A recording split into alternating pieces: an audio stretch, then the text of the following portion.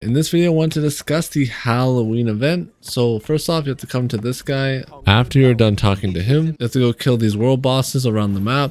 I generally see them spawning in Weaver's Fen, Brightwood, and Morningdale at the moment. Once you have killed the boss, I killed the boss 7 times and they kept giving me these, so I don't know if there's a daily limit or not. We take him to the cauldron here and we open up the chest, and then we can come talk to this guy. He'll give us another crate, level us up from 1 to 3. He sells you purple armor and weapon patterns and legendaries. And if you want to use the weapon one, you would come into your nearest weapon smithing area, and here you can see the patterns. 700. The third perk is random, comes with life stealing and flame attunement. Not bad perks. Flame attunement is definitely pretty strong on a lot of weapons. For the shields, these are the perks.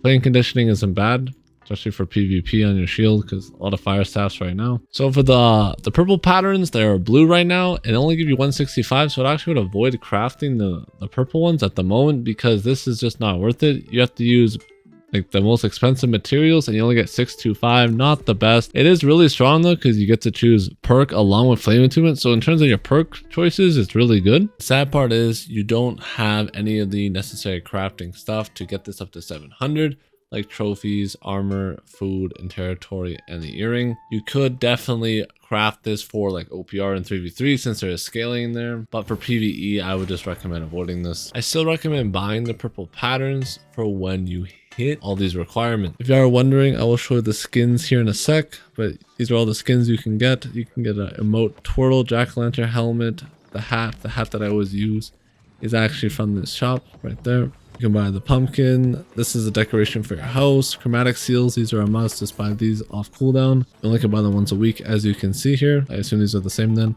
Make sure you're buying this every week. This is 5k at your faction vendor, and these are extremely important for leveling stuff up. And then you can buy a bunch of more decorations here, and then 2 emotes, and then a tent skin. My favorite emote by far is definitely the possessed walk. It's a pretty funny emote.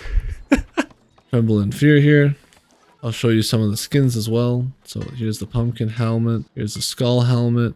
This is what the full skin would look like this. Like a spooky little scarecrow. Redeem all your ichors here. Really, I'd recommend just killing the bosses as many times as you can early on, since this is when most of the people are going to be farming it. And if you want, you can come to these little baskets right here. The stuff, you get these from opening the crate. Each city, like you're going on Halloween trick-or-treating. I just wanted to go over a couple tips and tricks for the boss if you're a lower level. I'd pick up these pumpkin heads here and chuck them at the boss so you can deal good damage early on, or you need to be in the group. Another thing to do is make sure you're there for when he goes down on his knees. This is like the high DPS phase, and this allows you to absolutely pump damage. So if you're not in a group, this is the best way to make sure you get kill credit for the boss. Also, I would avoid the big green circles and try and fight this at range if you are a low player. It does seem extremely difficult to fight if you're not at least 65.